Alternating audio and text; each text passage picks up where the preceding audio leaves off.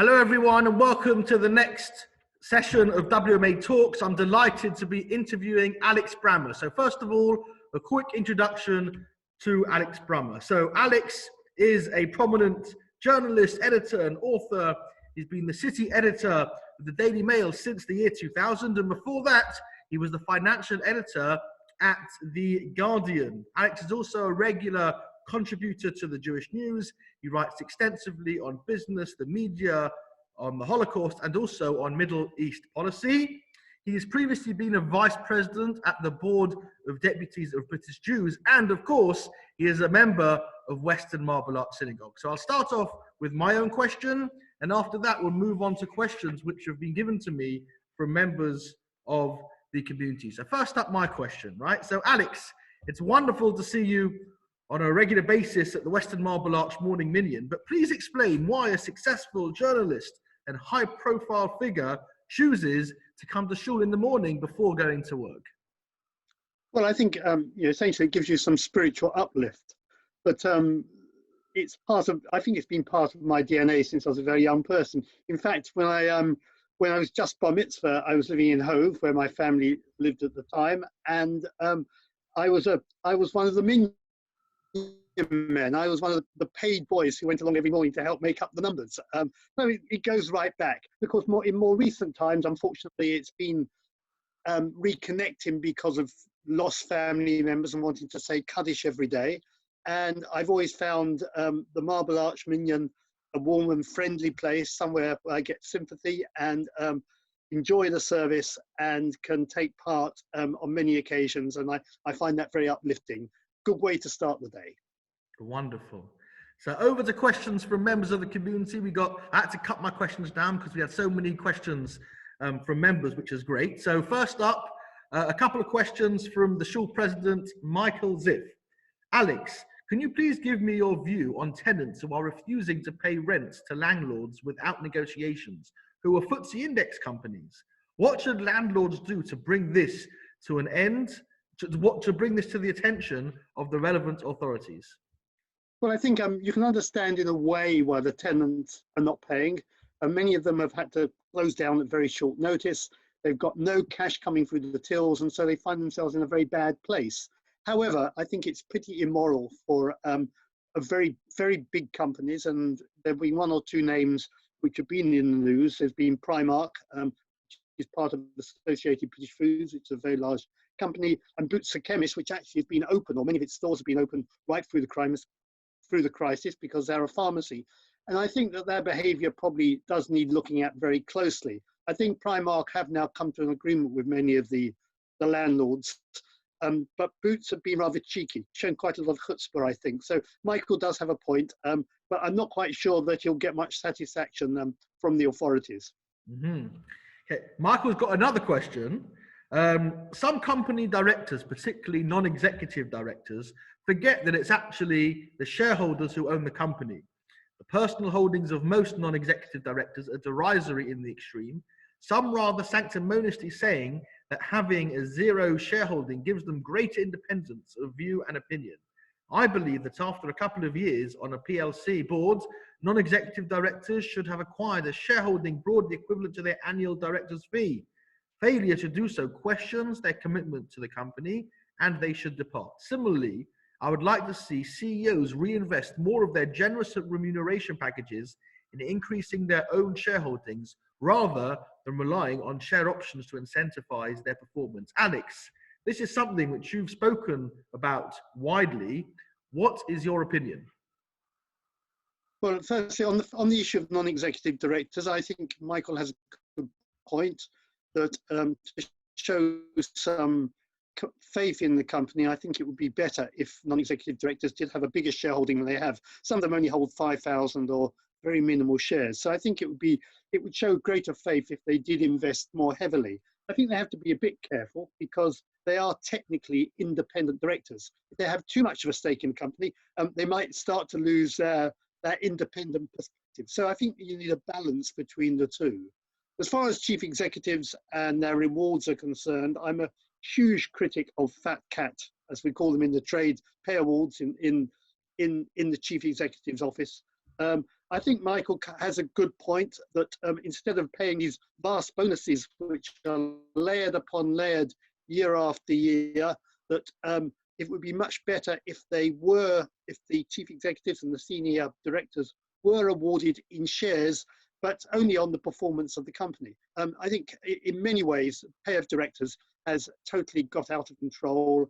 And in a society where many people are low paid, many people are average paid, not that many people are well off, I think it would be much better if they show some humility and accepted much lower pay than they get. In fact, during this crisis, during the COVID-19, taking pay cuts, I'd like to see much more of that. And I'd also like to see the system of share incentives layered upon layered year after year abolished. Always, always great to hear what you have to say. Always very profound. Always worth listening to. On to last question from Michael about the community. Can you explain why the JC Jewish News merger and financial reorganization failed? I think it failed because I think we were a bit too ambitious about doing it too quickly. These things take a lot of time. The approach which was taken, where both enterprises were put into liquidation just before Pesach, didn't really work, and a surprise buyer came along and whipped the Jewish Chronicle from under the noses of the community leaders who were hoping to bring the two titles together. I think it's good that the Jewish Chronicle's future has been secured. The new buyers seem to have a big sum of money behind them, £2.5 million. They have a heady list of investors, people who are head of the consortium, including the former press secretary to Theresa May, the Prime Minister, William Shawcross, a very famous journalist, one of your number, Johnny Hughes, the rabbi from Radlett, used to be our rabbi in Richmond. Great man, love him. He's full of ideas, full of good thoughts and so on. So I think he'll be a big addition. I think the big mystery around all of this is who actually owns the Jewish Chronicle now. There's been very little transparency around the finances, who is providing this big sum of money. And it's quite important in newspapers to know ownership, because the ownership tells you politically where the organisers are coming from. It's good that some of the great names who write for the JC will be preserved as a result of this. This is some of the columnists, Jonathan Friedland, Melanie Phillips, both of whom are good friends of mine. And of course, for many years, I used to write for the JC myself. So I'm really pleased it's been saved and it's financially secure, and people's jobs will be saved. But I do worry that we don't actually know about the ownership, because we have examples in newspapers, in Israel, for instance, of newspapers which are controlled by outsiders who have a very big political agenda. I wouldn't want to see the JC corrupted in that way. Would you say, their agenda is mainly external or internal, or we just don't know yet? We just don't know anything. It's one of the great mysteries of our time. What we do know is who owns the Jewish News. It's been rescued by one or two well-known names in the community who want to keep it on the streets. They think it's a very viable newspaper. It has a very good team of journalists. I think Justin Cohen, who's spoken at Western Marble Arch on the Shabbat in the past, is among them. And it's very community focused. It believes in the value of the community, in the vibrancy of the community. And I think that's very good. That's what gives it a special place. And we wouldn't want to lose that voice in British journalism. Right. Just a follow-on question from me about mergers, right? Just to a different kind of a merger. So what's your opinion about the potential Board of Deputies JLC merger? It's been spoken about recently. Well, it's been talked about for years. When I was, for the period I was vice president for 3 years. That goes back about 5 years ago now, so it goes back into history. There was a strong attempt to bring the two organizations together. In fact, we went as far as consulting. We had consultants, very high-level consultant from McKinsey did some of the work, and then we brought in a top QC to look at the whole process of bringing them together, for maintaining the history, the heritage, and the democracy of the Board of Deputies, but bringing in the great expertise and which the JLC has. The JLC has developed a huge expertise on the demography of the Jewish community, the needs of the Jewish community, and particularly in terms of education, in terms of social care and so on, and brings great expertise to the table. So bringing these two organizations, one which deals mainly with the kind of day-to-day politics of the Jewish community, and another one which is looking over the long term, would have been a brilliant idea. Particularly, we could preserve that democracy. But unfortunately, on these occasions, there's a tendency for egos and other matters of that kind, people wanting to be in charge, getting in the way. And so this has gone to the edge many times. We've nearly got there. Maybe this time the push will, because of the needs of the community at the moment, it's a bit under siege. I think the coronavirus has exposed some of its frailties, both in health terms and in community terms, as well as some of its strengths. So this may be the final push to bring everybody together. So your sense is we could be there, or we just don't know, or we just have to wait. Yeah, I just don't know enough about the detail at this point. All I know is that a lot of the groundwork has already been done, and in fact, there's a very good plan, as I say, drawn up by a constitutional expert, which is all ready to go. Okay, good to know. A question from Mark Michon. Whilst property owners are not generally regarded as deserved recipients of public sympathy, do you think that there has to be an equitable rebalancing between hard-pressed but government-subsidised tenants and building owners who are reliant on the income? Well, I think landlords do get a bad press, generally speaking. They're easy to kick around, and it generally thought of as fat cats, people who haven't made a great contribution to society. Property owners don't get a good reputation. I think that's wrong, because like all of us, some people have chosen to put their assets into property, some into shares, some into their own homes, and all sorts of other things. And so I think we need to think about landlords as good, decent human beings who have to be treated in an equitable way. And so I do think that just blaming the landlords for everything which has gone wrong is really rather silly. The tenants need to wake up and smell the coffee. Clearly, there are landlords who have been very helpful during this recent crisis, which went during lockdown, and have accommodated some of the smaller businesses and said to them, look, when all this is over, we'll sort it out then, which is a good way to go. And there are other landlords who've been rather heavy-handed and gone in with great clod feet and tried to get the money out of the tenants now. And I think that doesn't recognise the seriousness of the situation. So I just think we need to be more accommodating. People need to talk to each other, accommodate, but sometimes that's very difficult. Yeah.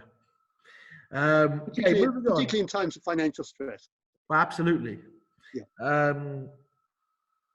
Question from Ronnie Lossos. How does Alex view the future business and economic future of this country and indeed the world? Well, let me go back a step or two by saying that generally speaking, I'm very optimistic about the future of the UK.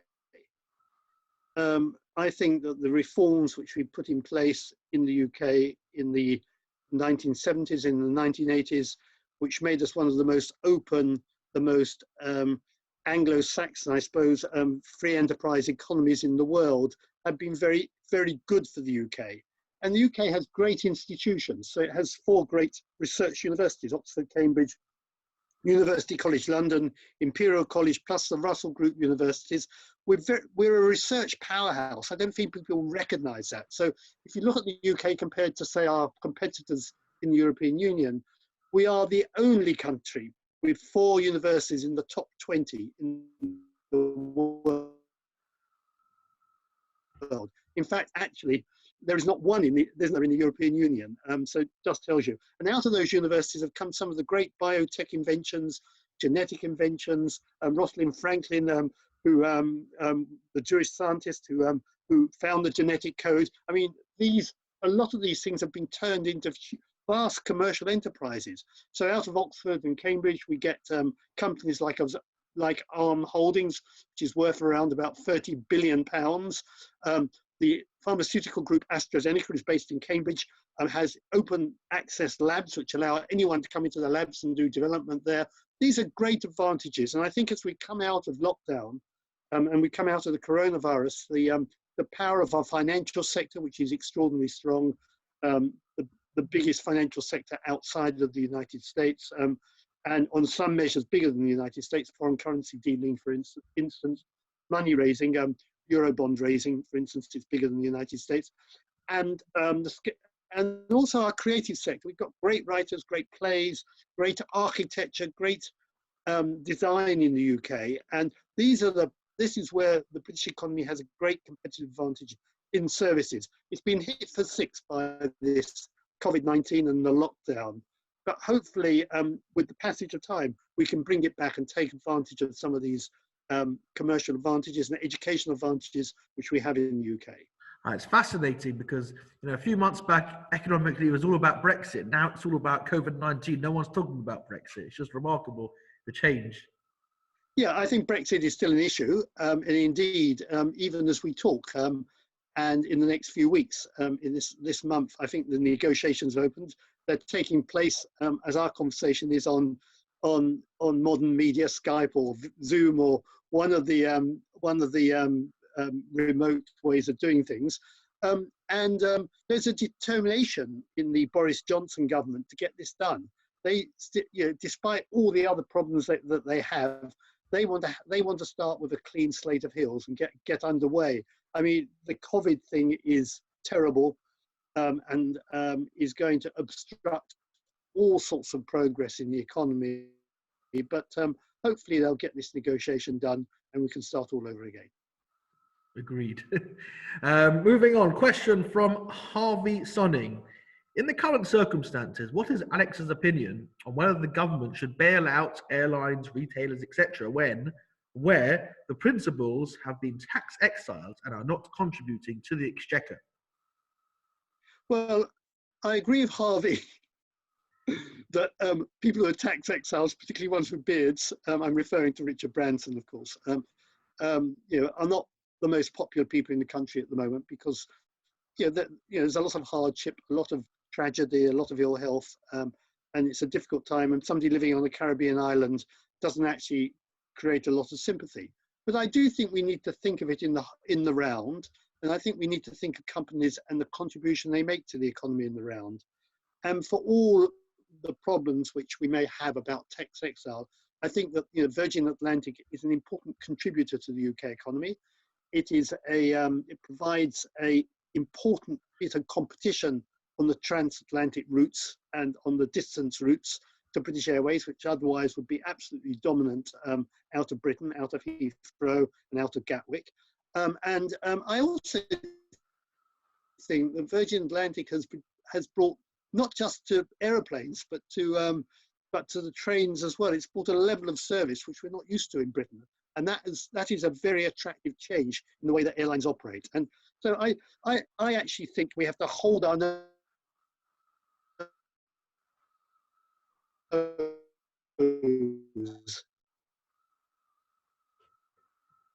in this particular situation is much more important than the tax status of the owners. What I do think is that when it's all over, and particularly if we put money into the airline, we should get something back. So the government should take an equity stake, or a share stake, as it did in the banks after the financial crisis.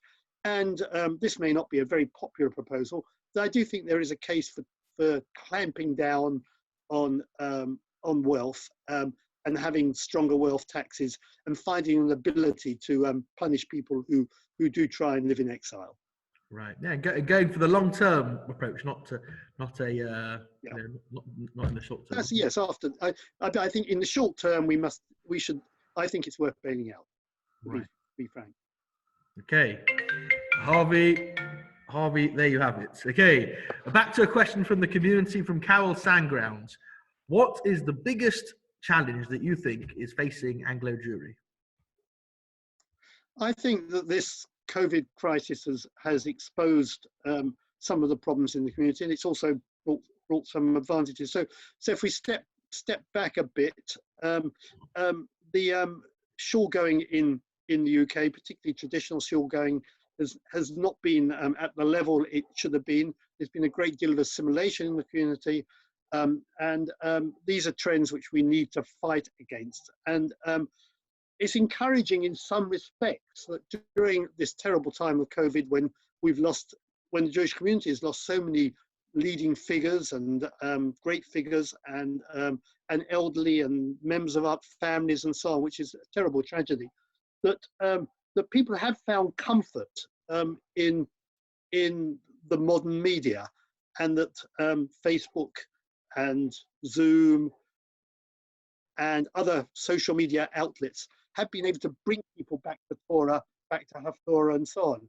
What I can't work out is whether that will be a lasting effect, or is it the loneliness of being locked down which draws them to these events. But you hope that they will pick up some enthusiasm, and we'll see people back in the synagogues, back in the aisles at some point in time. Because, you know, people, this has been spiritually uplifting in terms of providing them with some meaning in life at a time when it's very hard to find that meaning. And putting you back in touch with God is quite a good thing. Yeah, I mean, I think for sure schools will change the way they operate. You know, in terms of online stuff, online offerings, online programming. But it'll be interesting to see post-corona, you know, which programs. But there's nothing like the spirituality of being in a shul, in the presence of the Torah, in the presence of beautiful song and liturgy, to lift the spirit, I don't think. And I don't think you can quite do that on Zoom. Couldn't agree with you more. Absolutely. Nicely put. The last question I'll ask is this, right? This is from me, right? Say you're a young person, you want to be a journalist, and you look at Alex Brummer and you think, wow, I want to be like him. Wow, I'd love to write for the Guardian, the Daily Mail, or whatever it is, right? I'd love to be a successful journalist, just like Alex Brummer, right? What would you say to such a person? What advice would you give to a young aspiring journalist? Well, my first piece of advice, and this was advice to my own children, was do what you want to do. Don't allow yourself to be dragged in because somebody else wants you to be a lawyer or a doctor or something else. Don't allow yourself to be dragged into that. Do what you're enthusiastic about. So if you're enthusiastic about writing, then try and be a journalist. I think the real problem is that print journalism is in a state of decline. Online journalism is growing by leaps and bounds, but it doesn't have the same income flow as print journalism used to have. A lot of the advertising has gravitated to social media, to the Googles, to the Facebooks, and so it's very hard for traditional news journalism to make a decent income these days. However, I would not give up, and what I would do is I do what a lot of the bright young people I have working in my office have done. I go and work in some of the good local newspapers. From my hometown, there's the Brighton Evening Argus. We have a reporter who worked there. We have a reporter who worked in Hull for the Hull Daily Mail. We have another one who worked for the Oxford Mail. These have been good young journalists. These guys have had really good journalism training. They've had to cover everything from human tragedy.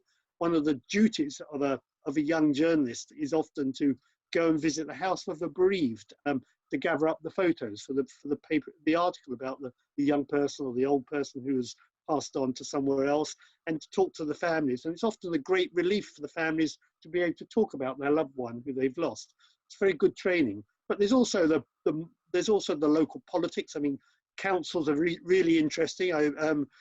Always good rows, whether it's about an eruv or about how much should be spent on the waste dump and fly tipping or whatever.